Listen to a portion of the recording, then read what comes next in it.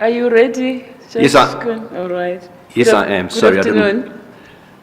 Thank you, Judge. How are you? I'm very well, thank you, Judge Meyer. Yourself? I'm fine, thanks. It's good to see you after a long time. Thank you. You were interviewed by this commission not so long ago, and we have the record. It was a thorough interview, so I'm not going to lead you on your list of achievements. All I will ask is, what have you been doing with yourself since then that you think might warrant inclusion in your CV? Judge Meyer, it was in fact on the 14th of April 2021. Since then, I've just been doing my normal duties in the KwaZulu-Natal court. I had been asked, and that's probably what you might be referring to, prior to my previous interview, by the Deputy Judge President to preside in the matter of the state versus former President Zuma.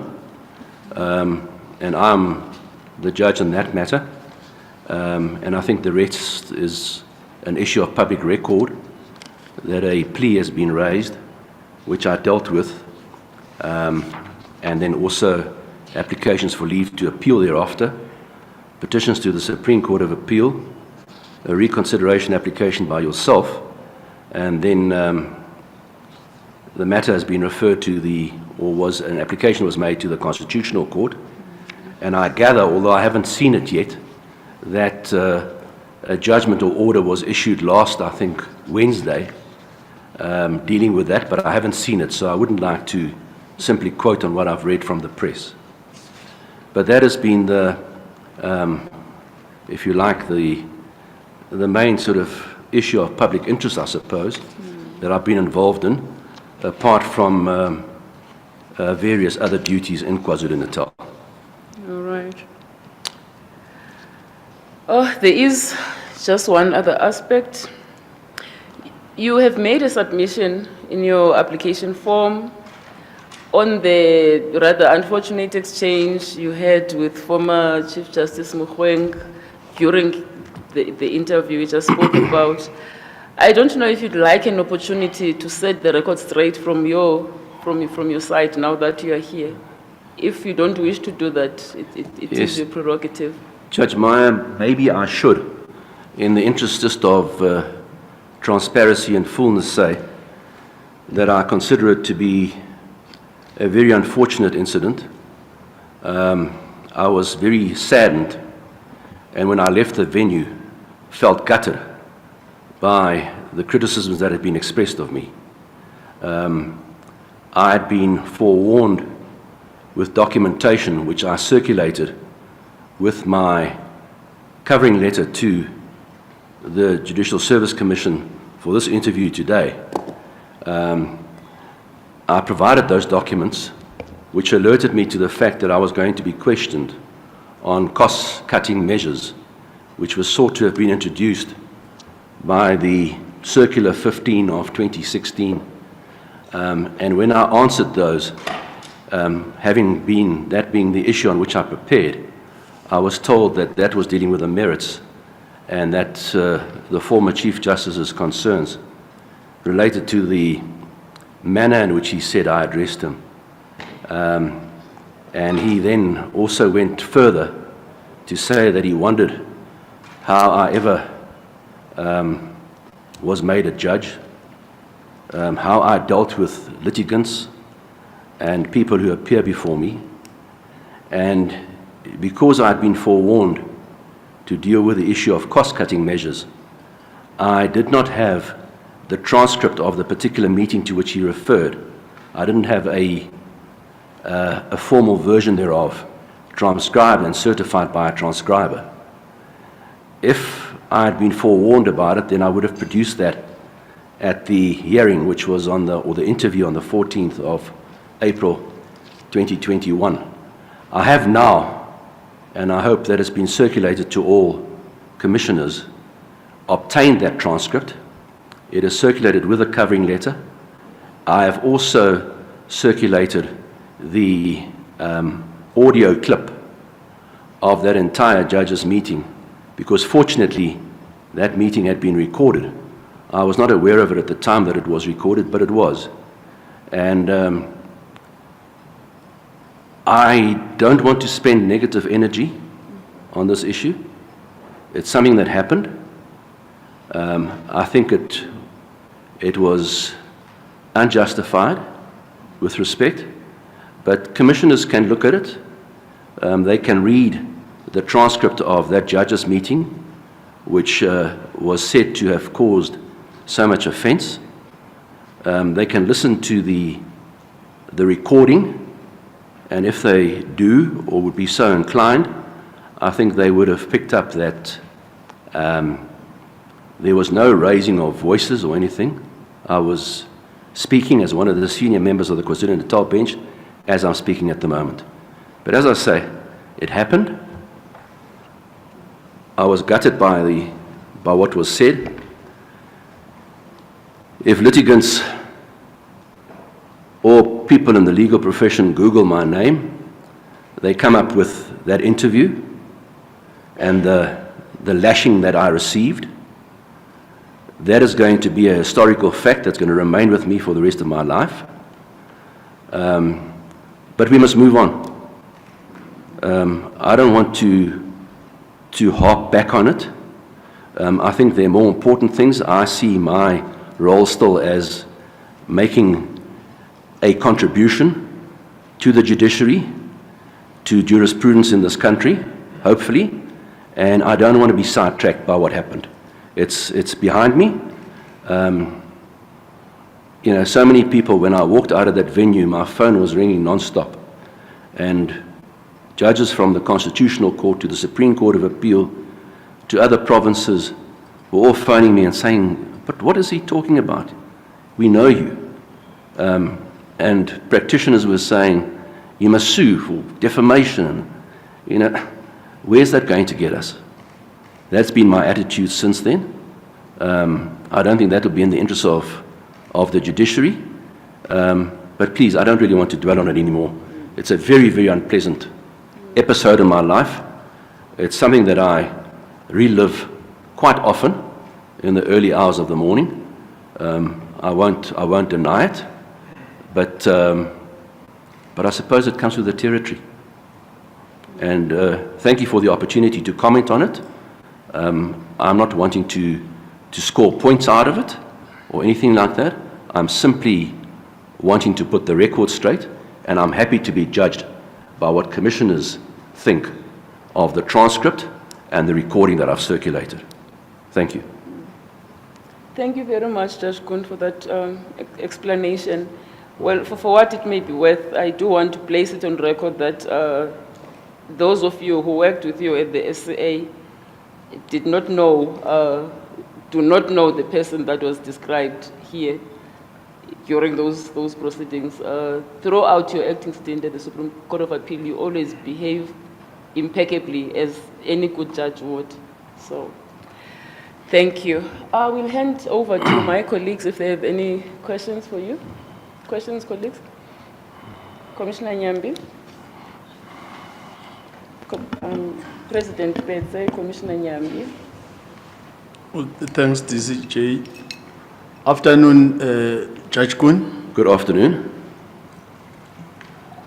From the last time you were interviewed, as you might have reflected or gone through what happened then, besides the issue that you have touched, any other thing that you think with hindsight you might have put it differently or you want to bring to attention in terms of reflection of the past interviews, besides the issue of that unfortunate incident that we must seriously consider this time around? No, I don't think there's anything. If you read the transcript of the last interview, the one of the 14th of April, I am very happy with the way that questions were posed to me. I was very happy with what was being sought to be explored. The transcript is not a perfect transcript. There are some errors, but I don't think I could have wished for a different interview up to the point near the end when Chief Justice Mogoeng then took over the questioning. Is that what you're wanting me to deal with? No, it was about any other thing that is significant, as you have done the reflection about the past interview, besides the unfortunate incident that you might want to bring to our attention now, so that we can seriously consider you as a possible candidate to go to the CA. I see. Well, since the last interview, obviously I have now spent another 18 months as a puisne judge. At the end of this month, 31st of October, 2022, I will complete 16 years as a puisne judge. I've always enjoyed the study of law. There was a bit of a hiccup with the incident that occurred, and it made me considering all kinds of options, possibly even leaving the judiciary altogether, and employing my skills to the extent that I have them elsewhere. But I enjoy being a judge.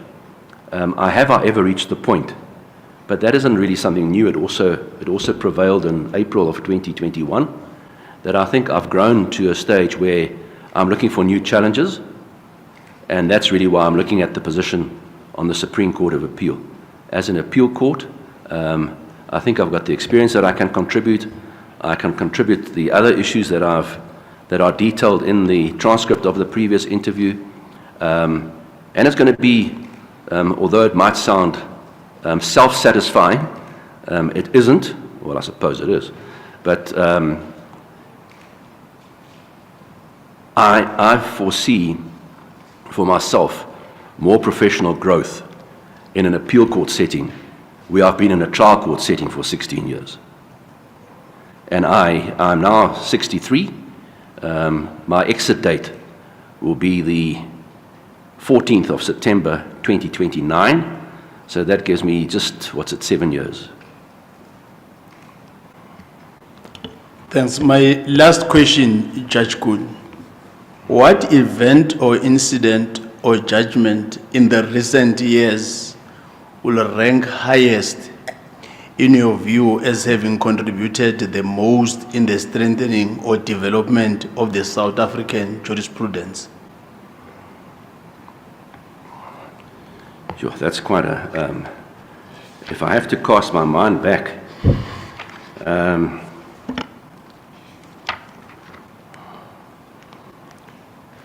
it's perhaps not in recent years, and it's perhaps not a judgment so much that I gave, but a judgment that I was involved in, and from which there have been interesting developments. And it's in the list of judgments that I refer to, or the cases. It is the one of Shoprite Checkers and Everfresh Market, Virginia. Now, I'm a little bit hesitant to claim any credit for it, because, it's that judgment, and then also the one in KwaZulu-Natal Joint Liaison Committee versus the MEC of the Department of Education. And I'm hesitant to claim it as a contribution on my part, because it started off as a fairly simple issue before me, presented as a contractual claim as to what is meant by the word approximate. And I had made certain findings that it was too vague to be enforced at a purely contractual level, and it met with a similar fate at the Supreme Court of Appeal level. But then it had made its way to the Constitutional Court. And the Constitutional Court then dealt with the issue. The majority judgment, separate concurring, majority judgment by Cameron J., separate concurring judgment by Fruneman J. My approach had been one more consistent with what Zondo, then J., Mogoeng CJ and also Jafta J had opined or concluded. But the point that I'm wanting to make is, although it was presented as a contractual matter, how it ended up was that it was treated as a public law matter, although it wasn't a review, which was quite a step forward. And there's a very interesting article, and that's why I say I view this as quite an important or an interesting development, because there was a very interesting article by a contemporary of mine at university, that's Professor Hoekster, called The Enforcement of an Official Promise, Form, Substance and the Constitutional Court, where she discusses the judgment in KwaZulu-Natal Joint Liaison Committee and then also contrasts it to the judgment in Kurland. Now,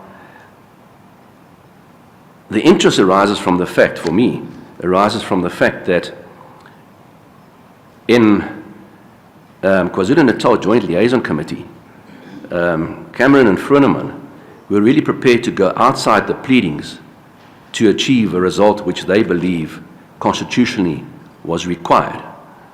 Whereas in the Kurland matter, they were more insistent, because they form part of the opposite side. They were more insistent that if something wasn't claimed by way of pleadings, that one couldn't deal with it. In the context of what we're discussing at the moment, my present statement to you is probably too superficial to perhaps emphasize the point that I'm wanting to make. I don't want to go into the facts of each case because we have limited time, but it's that kind of proactiveness, if you like, not being bound by pleadings, which is quite a debate, I think, in our law, which will need to be addressed.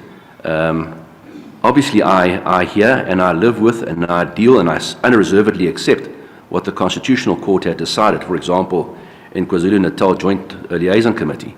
But it's an interesting point, this, of to what extent in future litigation the pleadings are always going to be taken as the be-all and end-all of what the parameters of the parties' dispute would be. In KwaZulu-Natal Joint Liaison Committee, you might recall that the parties were encouraged, directed to negotiate, to try and agree on what is meant by an approximate value, and failing such agreement, the matter had to be referred back to the trial court, me. And I am not sure how I would have resolved it, but I think fortunately it was settled. Thank you, Judge Koen. Thank you, DCJ. Thank you, Commissioner Nyambe. President Petrus. Thank you, DCJ. Good afternoon, Judge Koen. Good afternoon, Judge Petrus.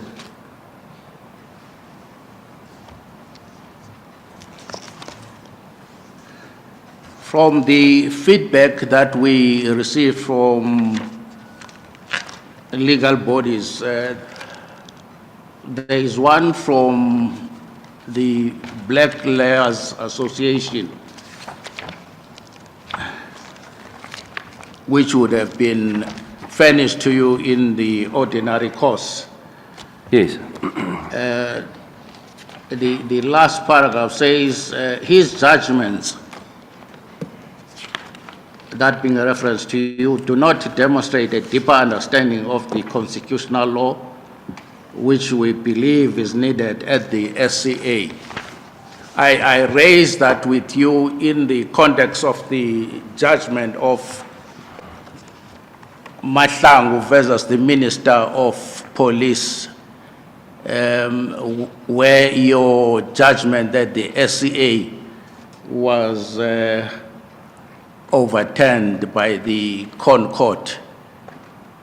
And the proposition that I want to put to you is that that case implicated two important rights entrenched in the Bill of Rights, that is personal freedom right to be free from all forms of violence and not to be tortured in any way,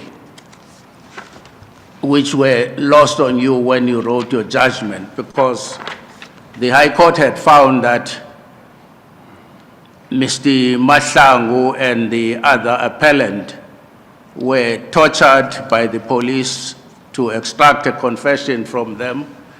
That confession was used by the police to oppose bail on the basis that they had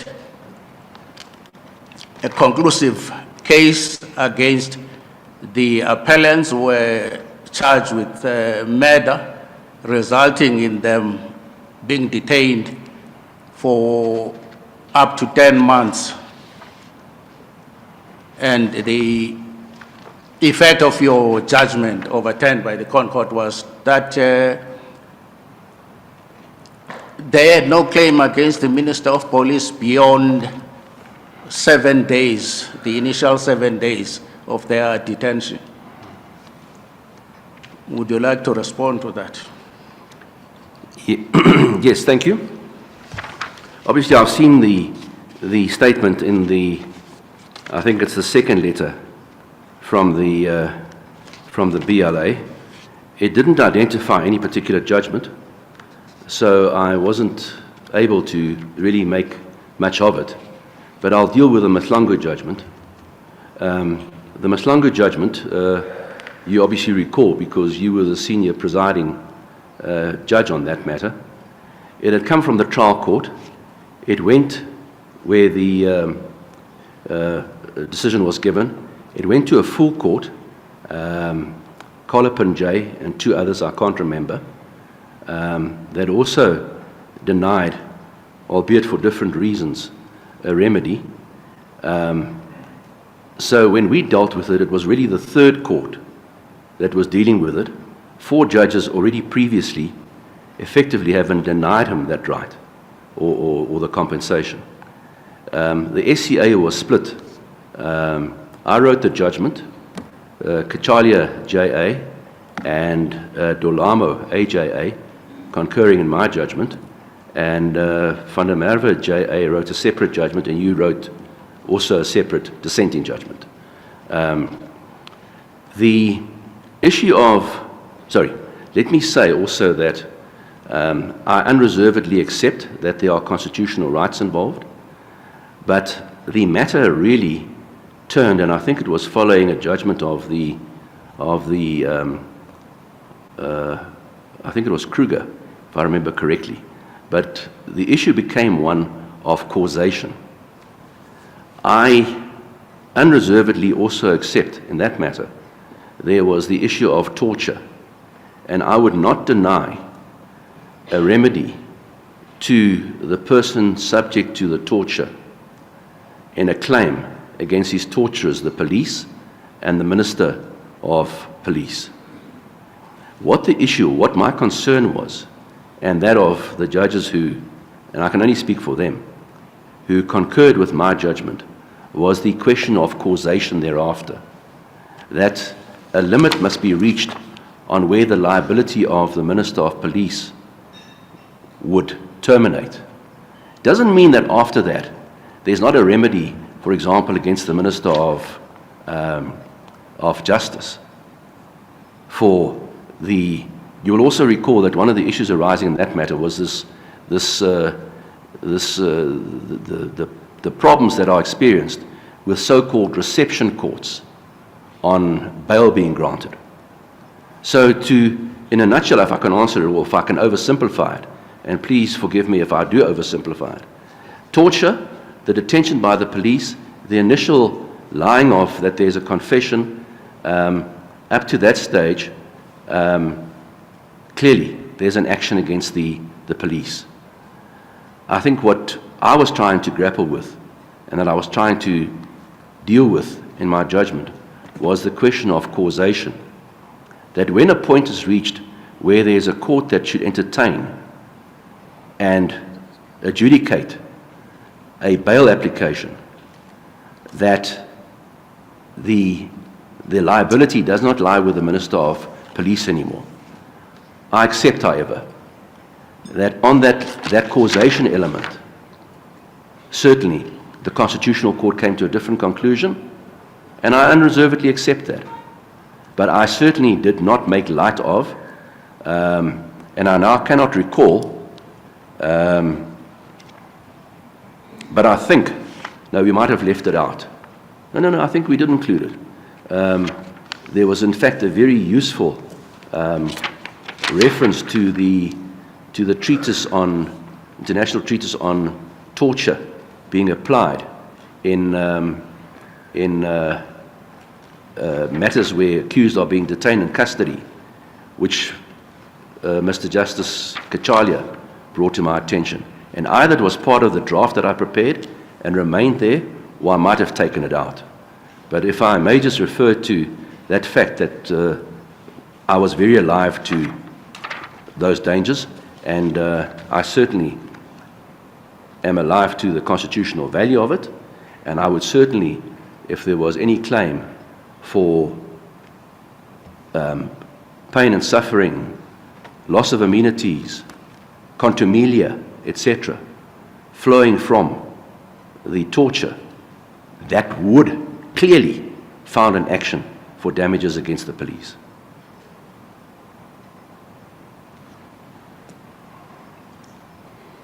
Well, the claim was about unlawful detention. Yes, And you found against the appellant. yes, And the minority judgments came to a different conclusion. yes, that is correct. It was on the question of who caused that further detention. Was there an interruption of the initial cause caused by the arrest by the police, or should there have been a determined judgment being issued by a court of law, and not just these detention courts, no, not reception courts, where matters are simply adjourned.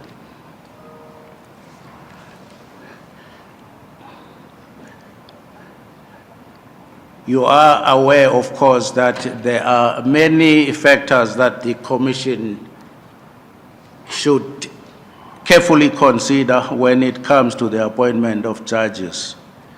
And bearing the constitutional imperative in terms of Section 174(2)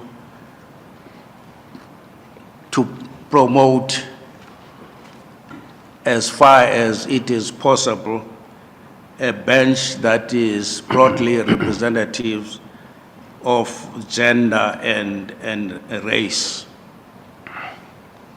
What factors would you like the Commission to take into account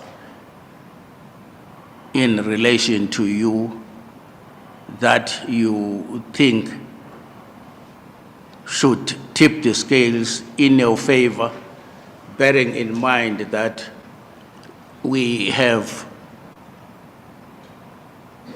5 white candidates, 3 males and 2 females? Yes, that constitutional imperative is obviously,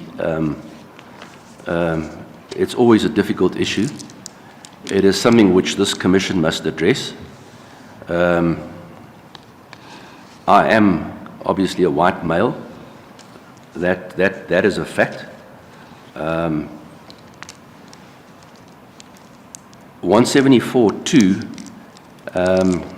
as I said during my previous interview, I do not think introduces a sort of an employment equity type analysis at all costs.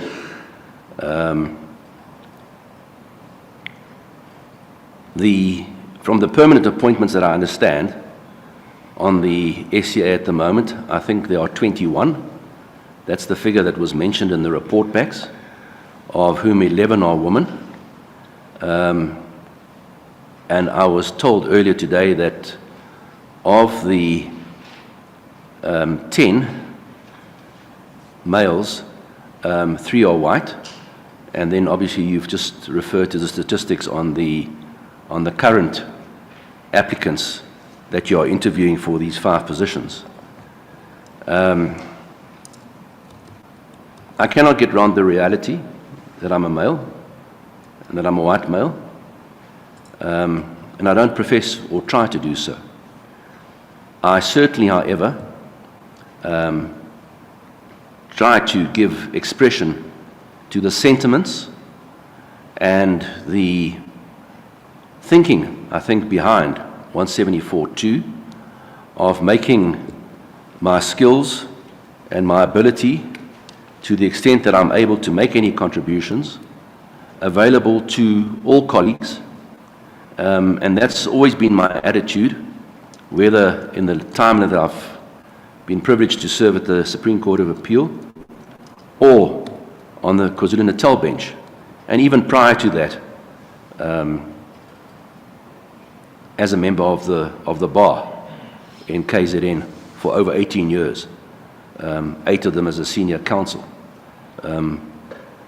I think I can only offer that openness, that ability to assist, as a contribution to what I think the fathers of the Constitution sought to achieve by Section 174.2.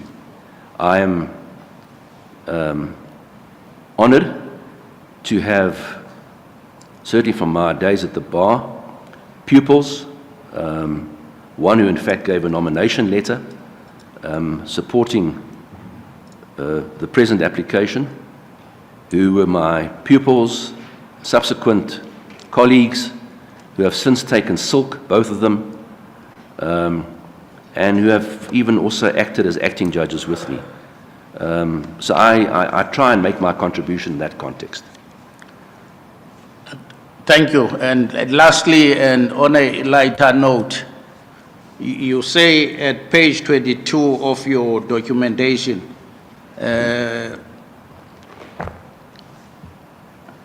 open quote, although there are a number of other former attorneys presently serving as judges of appeal on the bench of the Supreme Court of Appeal, to the best of my knowledge, I shall be the only one who has qualified in addition as a notary public and conveyancer, with the exception of one judge whom you have mentioned. Yes. Obviously, leaving other colleagues like myself out of the equation, because I practice as an attorney, notary public, and conveyancer for 24 years. Judge Petrus, my sincerest apologies. I made those inquiries with a member of the SCA who said to me that, no, there are no conveyancers and notary publics here. But, well, let me not refer to the particular member that I mentioned there, but I don't think she'll mind. Justice Molamela, who qualified us both. But I'm deeply sorry that I didn't give recognition to your additional qualifications. I certainly recall you. Thank you. From the Thank days. you, Justice Koen, you are forgiven. Thank you. Thank you, DCJ. Thanks, President. Commissioner Noches? Thank you, Mr. Chair. Good afternoon. Yes. Good afternoon. Thank you, Justice Koen. I've looked onto your cases.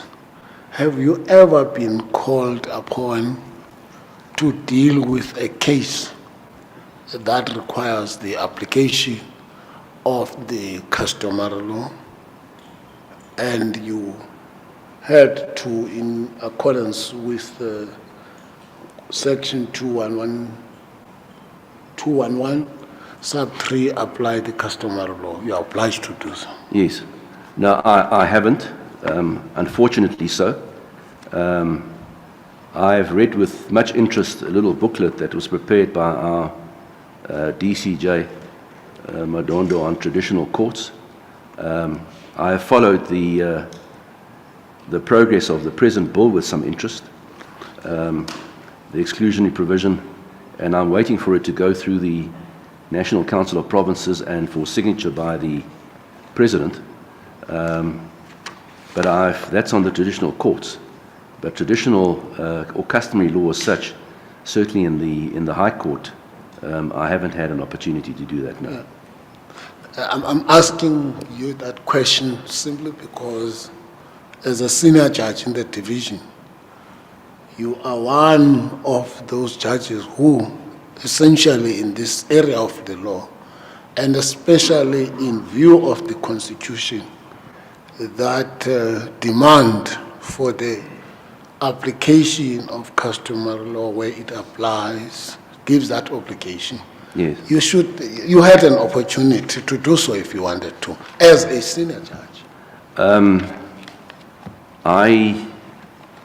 I don't, as a general rule, deal with allocation or get to allocate cases. They get dealt with by our, at the present, acting judge president, or then a deputy judge president. So those haven't been allocated to me. I generally just deal with what comes before me. In recent times, I think the most significant one, to the extent that it involves an application of some customary law, has involved the wills and the succession to the late king.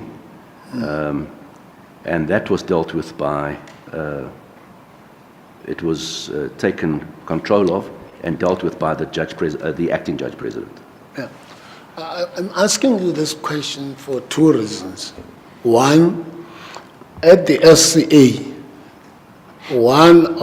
in my view, one of the demands for a person who's appointed there is that he must be an all-rounded judge. So if you do not have, you have admittedly an area such as customary law, you have no exposure. That's a concern to me. Mm-hmm. The second reasons for this question is that there is criticism. Recently listened to a debate in which Judge Klope and others were discussing the same, and even in the JSC this has often been coming up. There is a criticism that courts do not want to or are reluctant to apply the customary law as a system of the law. So those are the two reasons why I'm asking this question. Yes, starting with the latter first, I would have no reluctance to invoke it and deal with it, and I would love an opportunity to get my teeth into something like that. But it hasn't been allocated to me, and that's all I can say. I would relish the opportunity if it could be allocated to me. Yeah. So I can deal with it. Lastly, I see you attached the judgment, the judgment that concerns your rulings in the matter of State versus Jacob Zuma. Yeah. But the last one is the one that I want to ask about is your ruling regarding really adjournment of that matter, Yes. which is attached. What is the significance of attaching that judgment?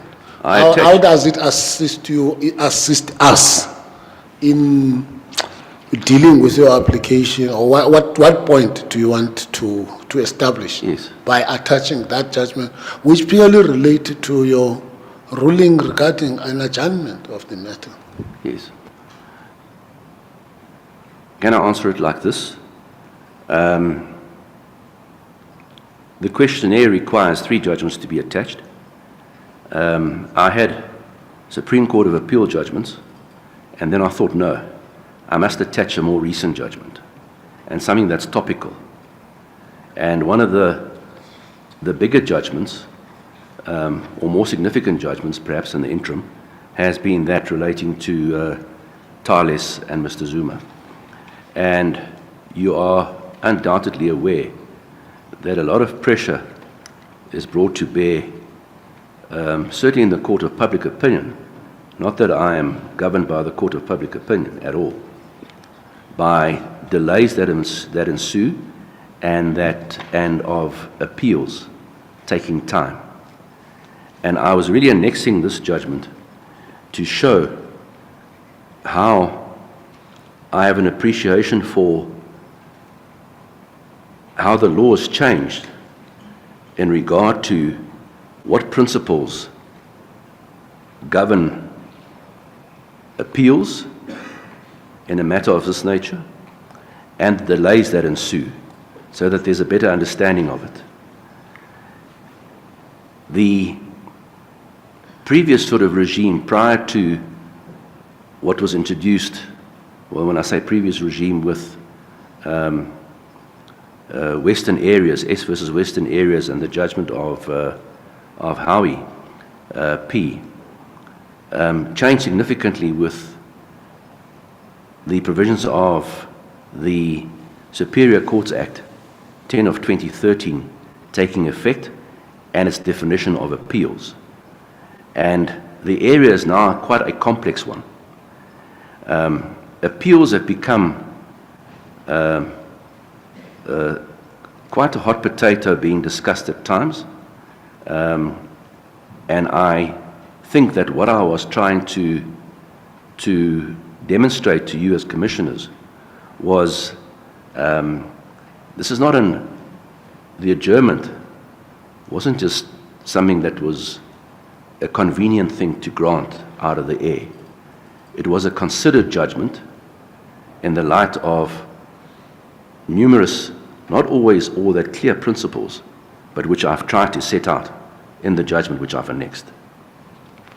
And I'm hoping that by annexing it, I've demonstrated that ability and that skill to navigate also this area of law, which often might be seen as a neglected area. And it's an area that possibly, as I think I might have, I don't know whether I said it in the judgment, but in one of the judgments, that might require some judicial reform at some point, because it's quite a messy area where what is appeals in a civil context in terms of the Superior Courts Act also come to apply when one gets to stages where there's a consideration or a reconsideration application in a criminal matter, which falls under Section 17(2)(f) of the Superior Courts Act, and where the two then merge. So it's you've got to keep a cool head about things, and that's what I was trying to demonstrate, and I hope I have. Well, thank you, Judge Koen. I would have loved to debate with you more, but unfortunately time is against me. Thank you, DCJ. Thanks, Commissioner Nikis. Commissioner Pillay? Thank you, DCJ. And perhaps, Judge Koen, I could just start following up on that line of questioning. You're aware of Article 4 of the Code of Conduct that entrenches the principle of judicial independence. Yes. And the notes attached to that article, which emphasizes that a judge acts fearlessly according to his or her conscience, and that you're only accountable to the law. You don't pay heed to political parties or pressure groups, etc. No. And in your experience, Judge Koen, do you find that most judges around you would adhere to Article 4? Yes, I think they do. Yes, no, I certainly think they do. And I speaking for myself, I certainly adhere to it unreservedly.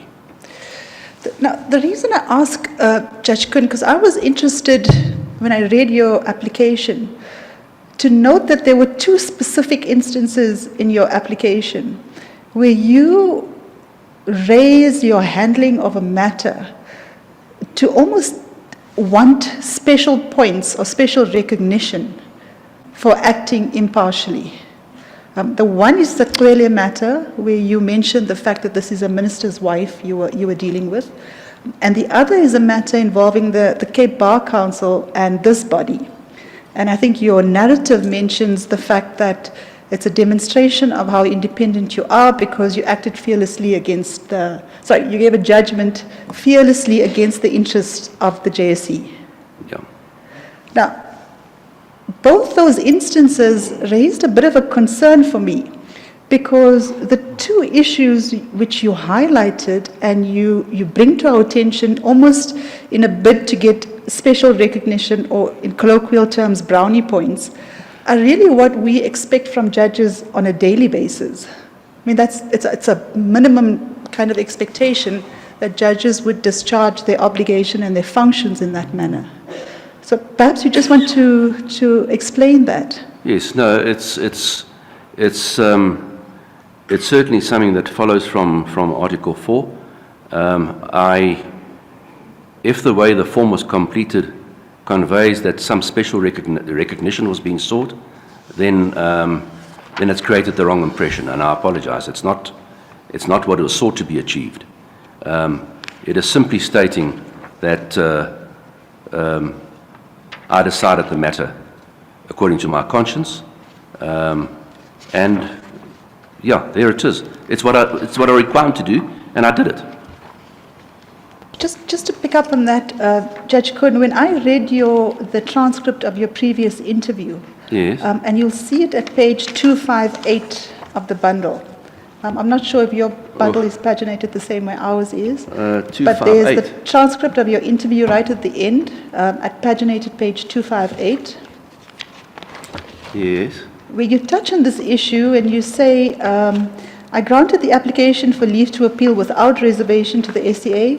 All I sought to convey was some judges might, and I'm not saying will, when dealing with a sensitive case like this, possibly have an eye on the future.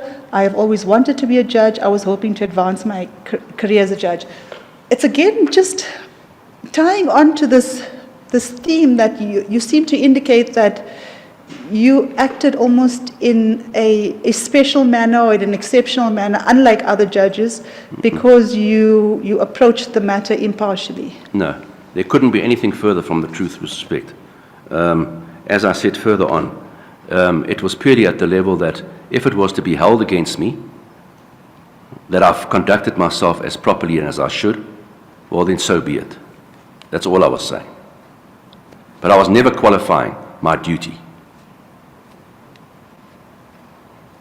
And then, if I could just finish off this line by taking you to the Zuma judgment, and I just wanted to again understand your reference to the Court of Public Opinion, and how did that feature in your decision, in your Zuma judgment? It didn't, sorry, I interrupted you. My question is complete, you may answer. Thank you. It didn't enter my mind at all. All I was saying is I was asked about why, or what significance the judgment has, why it was annexed. And I annex it, I think, to demonstrate the issues and my reasoning behind the conclusion to which I came. Notwithstanding there being public pressures about why are there all these delays, etc.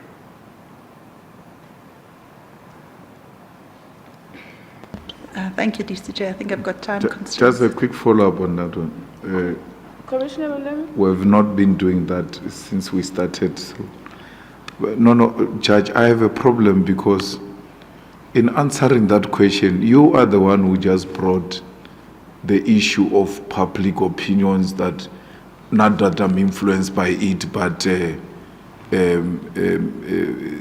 issue is there, and I was trying to demonstrate that I don't take that into consideration, as if you are expected to take that into consideration. What informs that? Because clearly you are trying to tell us somehow you get influenced by public opinion, because it doesn't arise. No one has raised that matter, including the two-sided cases. You are the one who just bring them to the fore to demonstrate that there is some influence which you are not supposed to get from anywhere. You ought to act independently, fearlessly, without any influence. But through the answering you gave now, clearly you are taking these things into considerations, because no one spoke about such things. You just brought them up on your own. Yes. I don't take it into account at all. I give my judgment according to the dictates of my conscience. I raise it in the context of the question that was raised as to why I chose this particular judgment to annex as one of the judgments. And all I was seeking to do is to say it demonstrates the principles according to which I decided the matter according to the dictate of my conscience and to the best of my ability. There are other people, maybe outside there, we'll call them whatever one wants, court of public opinion, whatever, that might criticize some of the adjournments that I've granted. And all I was saying is, I annex this judgment because it demonstrates, hopefully as part of an educational function, to outsiders, what the issues were that I took into account. I agree with you, Judge. That is the type of the answer we expect from a judge. And don't take it further to the public opinion, because you said, I'm raising this matter because I decided it on the basis of the best of my conscience, and I looked at the facts and I decided. Then you go further to say, despite the fact that there were public opinions and all of that, I still acted. So now you are inviting the public opinion, which we never invited here. Yes. No, okay. As I say, I was simply trying to demonstrate why I was annexing this particular judgment. Thank you, DCJ. Commissioner Marumafai? Thank you very much, Deputy Chief Justice. Good afternoon, Judge. Good afternoon to you. I want to take you back for a moment, and in your explanation of what you believe the judgment of Mahlangu was about, and in explaining to us your approach in relation to the majority judgment that you gave. Yes.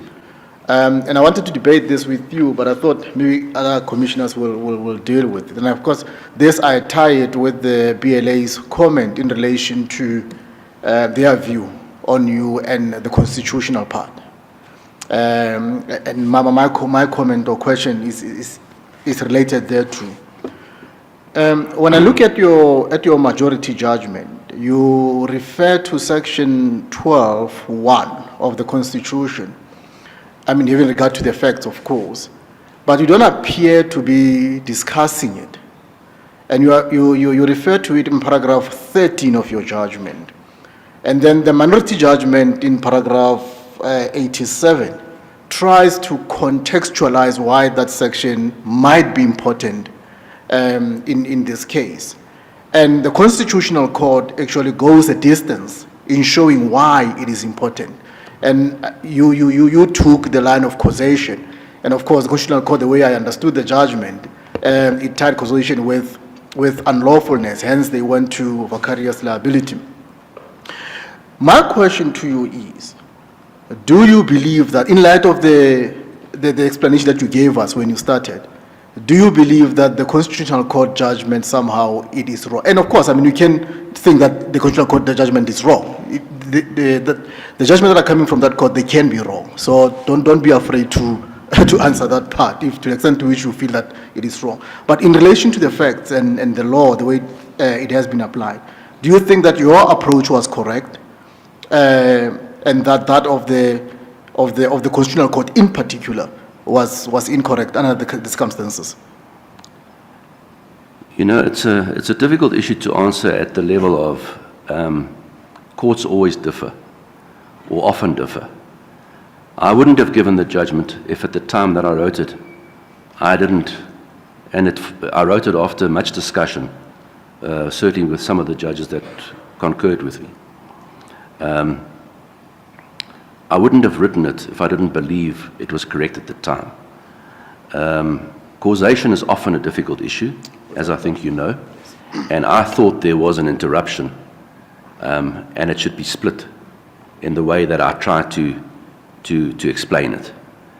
But that's why we have a higher court, and the Constitutional Court has now said, well, effectively, drawing a distinction or treating it almost like a novus actus in between is not the way to approach it. It is the unlawfulness and what arises from it at the outset, the arrest, before the first appearance, before when bail could have been applied for, and for months and months and months that the matter could have stayed. Oh, sorry, that the detainees remained in custody. it survives, it affords a remedy in law. That's the conclusion to which they've come, and I unreservedly accept that. That is so. No, That's how we learn. no, thank you very much. It's part of a learning curve. No, I take your point. The last question that I have for you, I see that you practiced as a senior counsel for a number of years. Yes, for 8 years. Yes.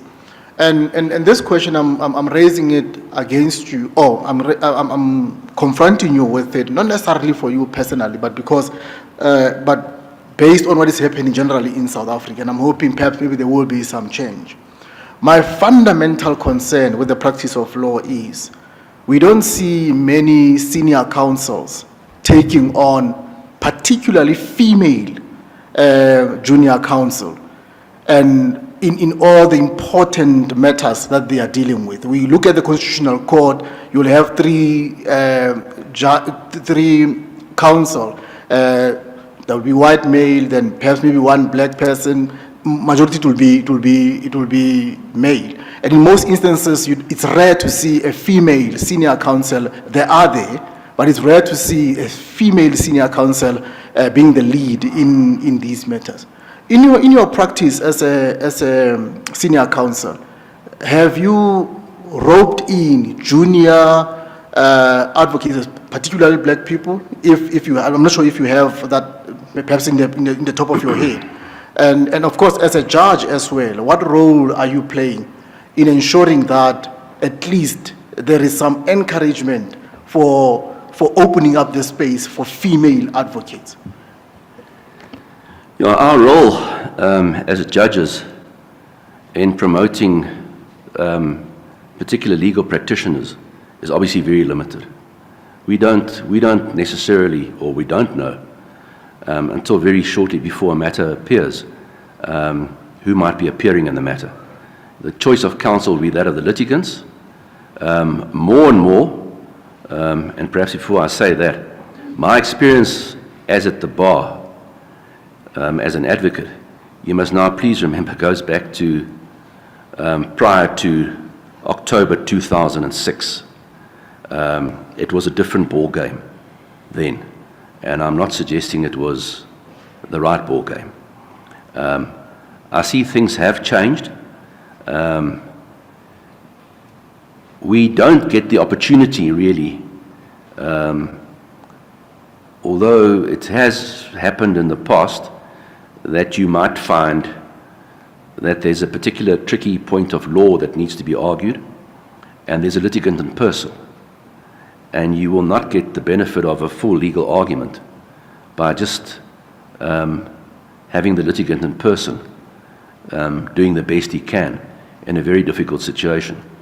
And then we often approach the secretary of the bar or the chairman of the bar to appoint a member of the bar on a pro amico basis to assist that litigant. That normally is a communication through the judge president or somebody more senior. It happens in very, very isolated situations, as I think you can probably appreciate. Those might be opportunities where in the future we should say, well, we request that a particular female advocate be appointed, or that a female advocate be appointed together with or a more junior advocate of whatever gender or racial group be appointed, because it affords them the opportunity to gain experience, often with a senior. But briefing patterns apart from that are really dependent on the instructing attorney. But I have, for example, an opposed motion this coming Friday in Pietermaritzburg, where I collected the heads of argument quickly on Friday, and there's a counsel signing the heads of argument, and then co-signed by, I've forgotten the name of the person or the two, but as he's appointed, quote, devil, unquote. You're familiar with the term deviling for another advocate. It's rendering assistance, doing research, and that kind of thing. So I'm quite looking forward next Friday to seeing It's a senior counsel, and with him this devil that he has appointed. I assume it's on a non-numerative basis, but that's the kind of thing that I think can be encouraged. No, thank you. I think I'm covered. But as judges, I don't know that we've got too much control over it. DC Jane, quick follow-up, please. All right. Yeah, I know the person who asked the question said he's covered, but that was not the question. That the answer was not to the question asked. The question was, did you brief, when you were still a senior counsel, female lawyers, advocates, other senior advocates or juniors? Did you brief black advocates, seniors and juniors at that time? And in trying to answer that, you said there was a different ball game at that time when we were still practicing. I want to understand that what was the different ball game in 2006 after 1994. So you may want to take us into confidence as to what are you talking about Yes. a different ball game. Yes. We're not asking about judges choosing representatives. That one we know. But we want to know historically, when you are still practicing, what was your attitude on black advocates, juniors, and female advocates? Yes. The question that moved on to what judges could do, and I was dealing with that perhaps because it arose last and it was fresher in my mind. The position in 2005, 2006, around there, we didn't generally, or I certainly didn't, and it wasn't at the bar, a general practice of involving or instructing other advocates to appear with you. I think, if I cast my mind back, we might only have had one or two, at most, female advocates at the bar where I practiced in 2006 or thereabouts. The question of deviling and getting the consent of the instructing attorney that instructs you to involve another person, a black advocate, who, for example, in your case that you've referred to, or in your example, wasn't generally followed at that time. My contribution in that regard consisted mainly, as I said earlier on, in having a number of black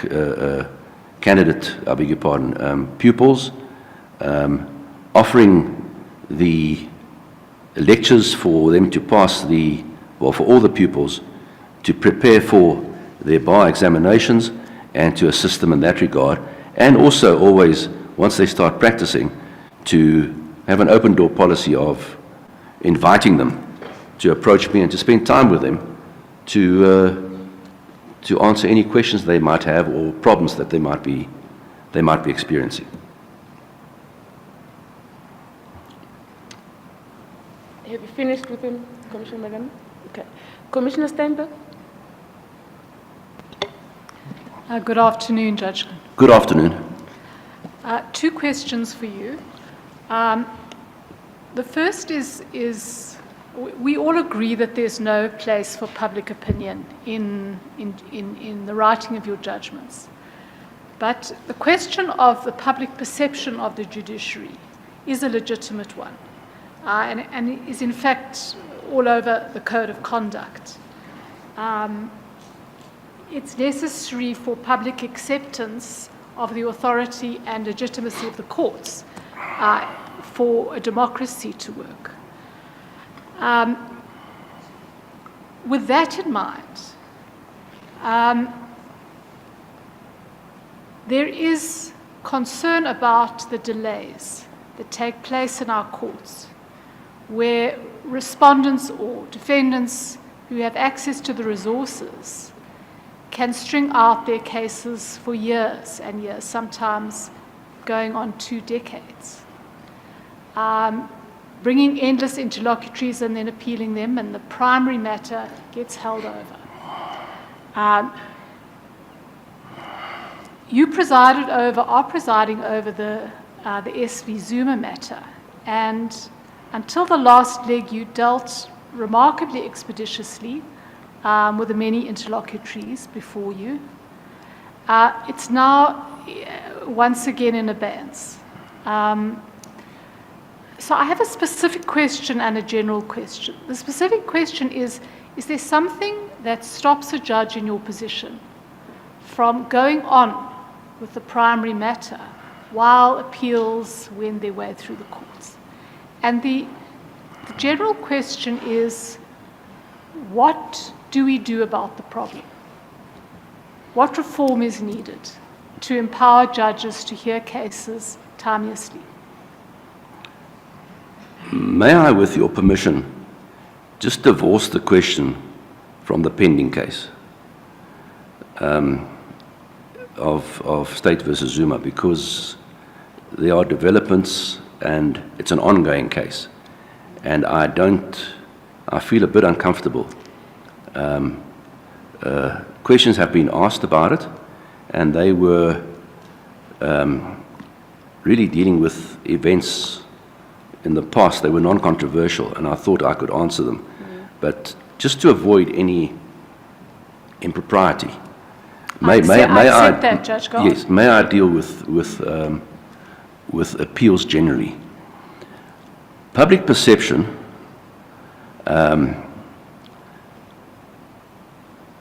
yes, public perception is certainly a very important aspect when one comes to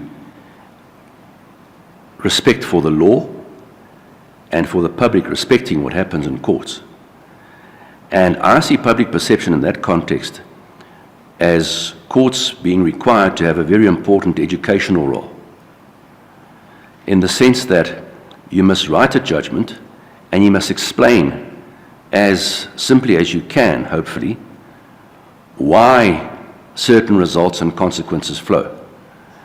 And if they delays, they result because that is what the law requires, that a particular person, let's say in the context of a civil claim, has a right to appeal, and when he files his application for leave to appeal, then there is a delay.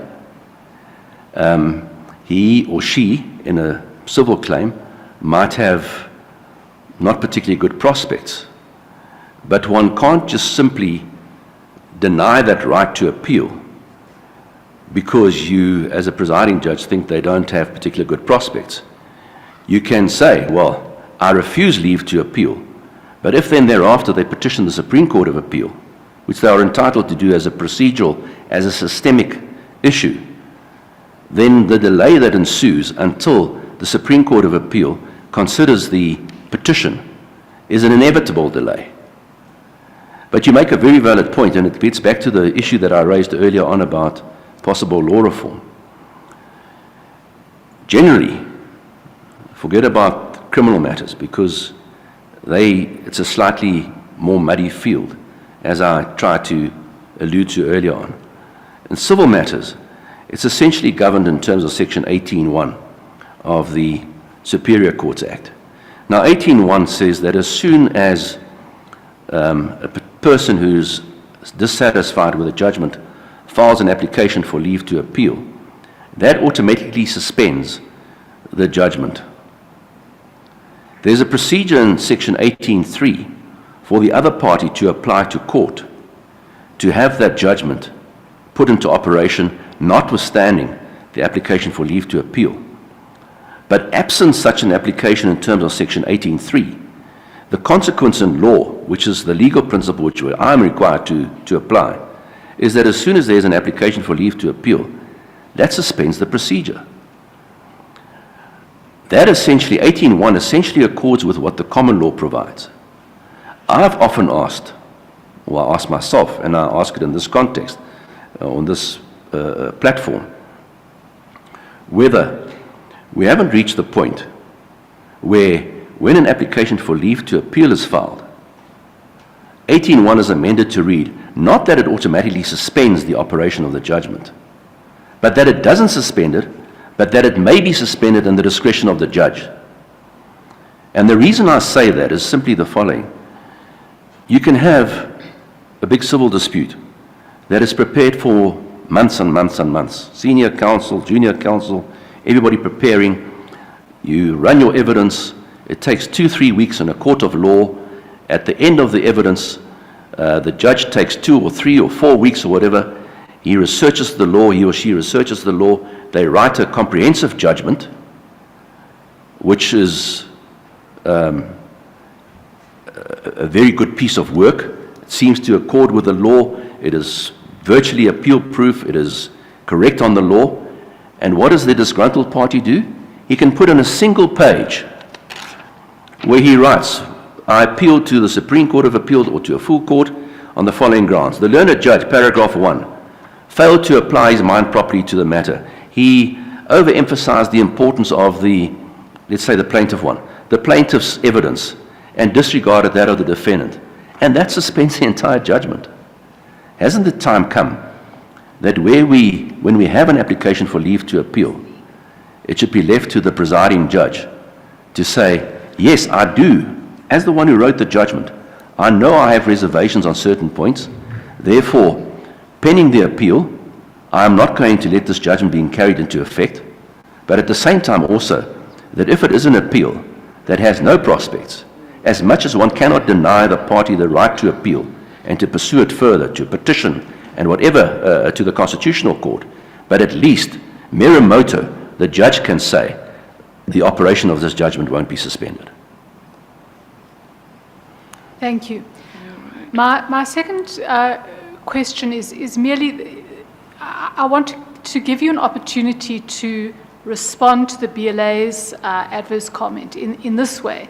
Are there any particular judgments that you have penned that you would point us to that demonstrate your ability to grapple with constitutional matters? You know, the comment, sorry, I always get confused now. I always look at the first one. That's the one that's the one I must ignore. The comment... Yes, no, I have it, thank you. It didn't define or didn't identify any particular judgment. If it had, then I could have given you chapter and verse on what my thinking was. But in every case where there are constitutional rights involved, I obviously am required, and I do weigh them up against each other and give consideration to it. The fact that one comes to a particular conclusion, which a particular commentator might think is the wrong conclusion, doesn't necessarily mean that you didn't consider all those constitutional rights. I'll mention one. I didn't now bring it with me, but there's a judgment that went to the Constitutional Court, in fact, MEC for local government versus, it involved 2 municipalities. The one was the municipality of Nkandla. There were 2 municipalities, the other one's name escapes me now, but in both those, a municipal manager was appointed who didn't have the required qualifications to be appointed as a municipal manager. But because of certain internal strife, the person was appointed, and then the MEC subsequently took steps to have them removed in terms of the legislation on the basis of legality, a legality review, that they didn't have the required qualifications. Now, questions arose of the delay because the MEC had taken some time before initiating those proceedings. So here we have a number of constitutional rights involved. You have the municipal manager's right to employment, to follow his occupation. One has administrative rights involved. You have the principle of legality involved, all constitutional values that have to be weighed up. Following Gajima, we also know if you have a review, even if the delay is unreasonable, if it's excusable, you've got to look at all those considerations. I concluded that the delay, if I remember correctly, although a long delay was not unreasonable, that the principle of legality, that having regard to our municipalities, having regard to the state in which some of them are, that a consideration such as whether your municipal manager is properly qualified outweighs those other rights or values of the Constitution. But it's a value judgment. But I engaged in those things. I then concluded it should be removed, went to the Supreme Court of Appeal. I granted leave to Supreme Court of Appeal. 3-2 judgment. Ponen was in the minority. I can't remember who wrote the majority judgment. 3 said no, shouldn't be removed. The delay was unreasonable, not excusable. Ponen said no, legality prevailed. So it showed once again, he had as difficult a problem also with respect as I would have had. And then it went to the Constitutional Court, and the Constitutional Court said the delay was inexcusable, and that this person, or these two persons, although they don't have the formal requirements necessary to be a municipal manager, could remain in their positions. But I mention all that, the entertainment value or the value doesn't lie in the result.